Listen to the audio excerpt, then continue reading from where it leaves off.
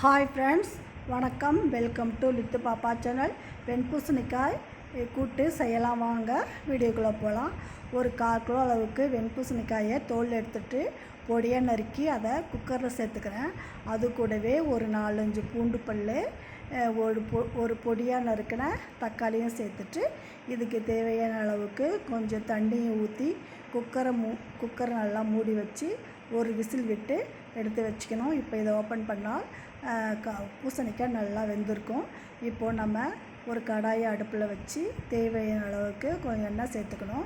எண்ணெய் நல்லா காஞ்சதும் கொஞ்சம் ஒரு பொடியாக நறுக்கின வெங்காயத்தையும் சேர்த்து நல்லா வதக்கி விட்டுட்டு இது கூட 2 காஞ்ச மிளகா, 2 பச்சை மிளகா, கொஞ்சம் கருவேப்பிலை எல்லாம் சேர்த்து இதை நல்லா வதக்கி விட்டுக்கலாம்.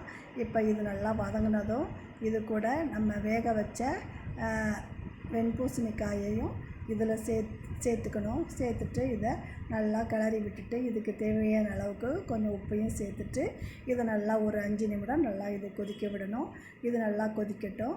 இப்போது இதுக்கு தேவையான அளவுக்கு கொஞ்சம் மஞ்சள் பொடி, கொஞ்சம் வேக வச்ச பாசிப்பருப்பையும் இதில் சேர்த்து இதை நல்லா கலந்து விட்டுக்கலாம். இது நல்லா கலந்து விட்டுட்டு இப்போது இது கூட ஒரு 1/2 முடி தேங்காவை பால் எடுத்து வச்சுருக்கேன்.